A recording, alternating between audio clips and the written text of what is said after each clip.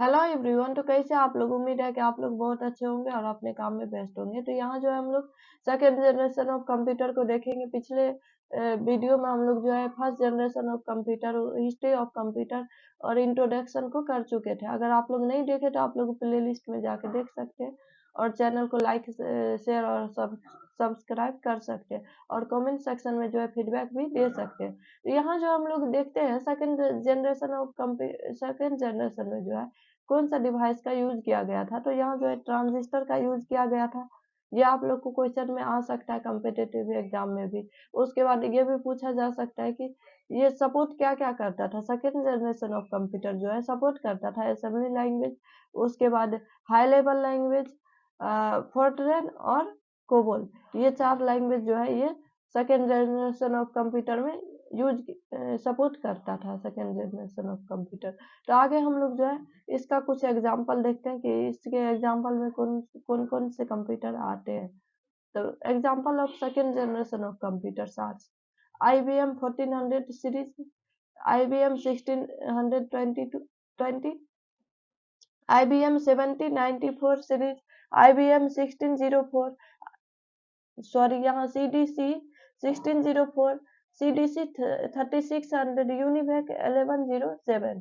तो इस तरह से ये 6 कंप्यूटर जो है ये सेकेंड जनरेशन का एग्जाम्पल है। सेकेंड जनरेशन के टाइम में जो है ये सारे को डेवलप किया गया था। तो इस तरह से हम लोग जो है सेकेंड जनरेशन ऑफ कंप्यूटर का किस डिवाइस का यूज किया था और उसके बाद कौन कौन लैंग्वेज सपोर्ट करता था और इसका एग्जाम्पल क्या क्या है ये सब को देखें।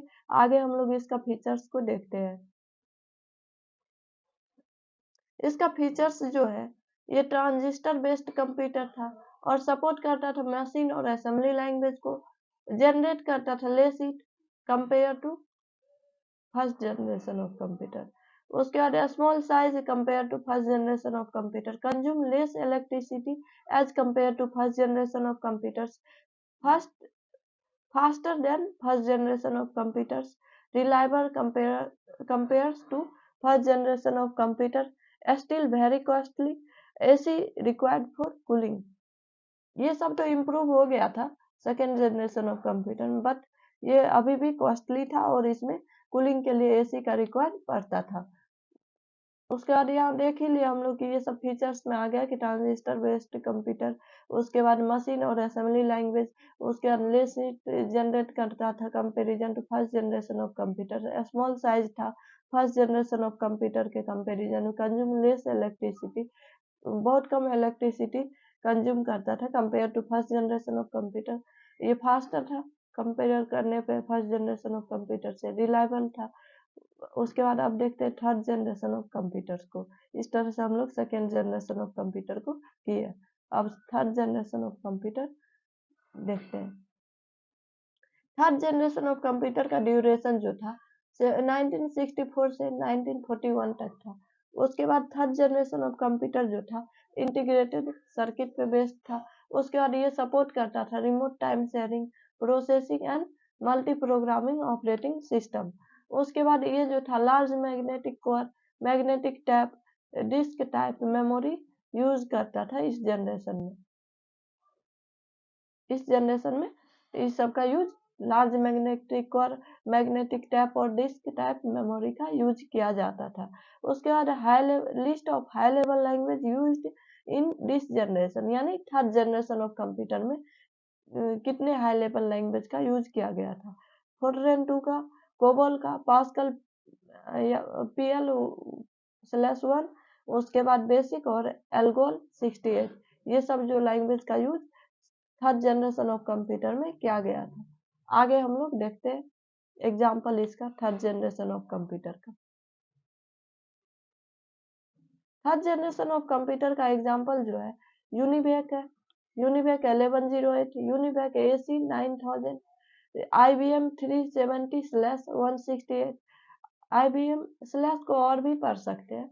उसके बाद यहाँ IBM 360 series, हॉनीवेल 6000 series, PDP personal data processor, उसके बाद TDC 361, ये सब जो था थर्ड जनरेशन ऑफ कंप्यूटर का एग्जाम्पल है। उसके बाद इसका फीचर्स देख लेते हैं हम लोग। मेन फीचर्स जो है ये बेस्ट था इंटीग्रेटेड सर्किट पे, उसके बाद रिलायबल था फर्स्ट और सेकेंड जनरेशन के कंपैरिजन में। इसका साइज जो है मोर स्मॉल था। अगर हम लोग उससे सेकेंड जनरेशन और फर्स्ट के कंपैरिजन में करेंगे तो इसका साइज जो था बहुत स्मॉल था, और ये जो है प्रोड्यूस करता था लेस हीट, कम हीट प्रोड्यूस करता था दोनों जनरेशन के कंपैरिजन में, और फास्टर देन वैक्यूम ट्यूब और एंड ट्रांजिस्टर। स्वाभाविक आईसी जो है ये वैक्यूम ट्यूब और इस ट्रांजिस्टर बेस्ड कंप्यूटर से ज़्यादा फास्ट काम करता था। उसके बाद इसका मेंटेनेंस भी कम पड़ता था, उसके बाद कॉस्टली था, बट उसके कंपैरिजन में कम होगा। उसके बाद आगे देखते हैं। आगे बोल रहा है कि एसी रिक्वायर्ड, यहाँ भी एसी का रिक्वायर्ड पड़ता था कूलिंग के लिए। उसके बाद जो है कंज्यूम करता था लेसर इलेक्ट्रिसिटी, कम इलेक्ट्रिसिटी ये जो है कंज्यूम करता था और हाई लेवल लैंग्वेज को सपोर्ट करता था। अब हम लोग जो है फोर्थ जनरेशन ऑफ कंप्यूटर को पढ़ते हैं। फोर्थ जनरेशन जो कि अभी भी चल रहा है उसके बारे में पढ़ते हैं। इसका ड्यूरेशन जो है 1971 से 1980 तक है। उसके बाद ये जो यूज करता था सेमीकंडक्टर मेमोरी को रैम और रोम के तौर पे यूज करता था। उसके बाद इसका एग्जांपल देख लेते हैं फोर्थ जनरेशन का। फोर्थ जनरेशन ऑफ कंप्यूटर का एग्जांपल जो है एप्पल मशीनटोस भी इसी का एग्जांपल है। उसके बाद IBM PC है, DEC 10 है, स्टार 1000 है, PDP 11 है, C-ray फर्स्ट है super computer, C-ray XMP super computer. PDP का फुल फॉर्म जो हम लोग थर्ड जनरेशन ऑफ कंप्यूटर में देखे हैं।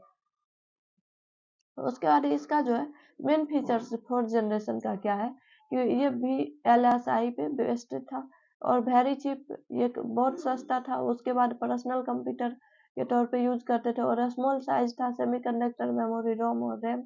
उसके बाद पाइपलाइन प्रोसेसिंग का यूज किया गया था इसमें।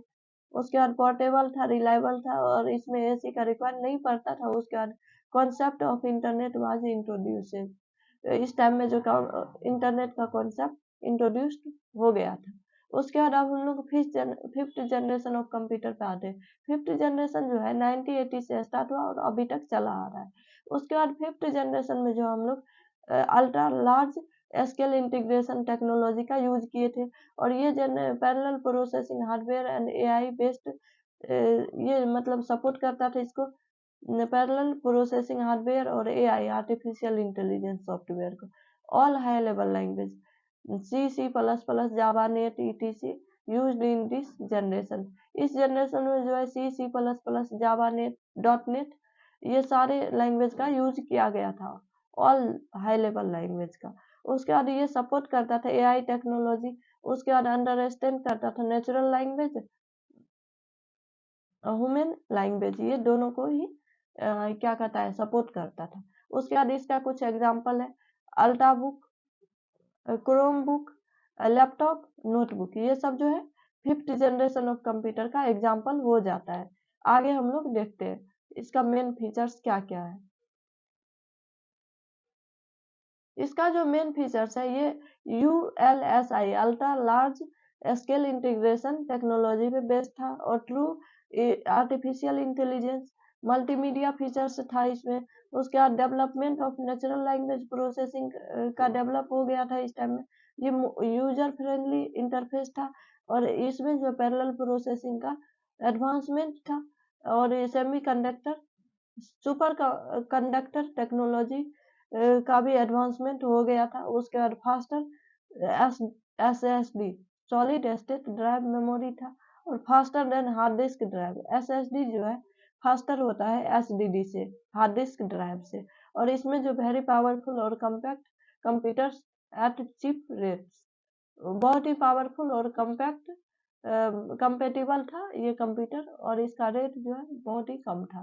तो इस तरह से इस वीडियो में जो हम लोग फिफ्थ जनरेशन ऑफ कंप्यूटर को खत्म किए, मतलब उसको पढ़ के समझे, और आगे के वीडियो में जो हम लोग कुछ जनरेशन ऑफ कंप्यूटर एग्जाम्पल के साथ उसका टेबल देखते हुए आगे का देखेंगे। Thanks for watching.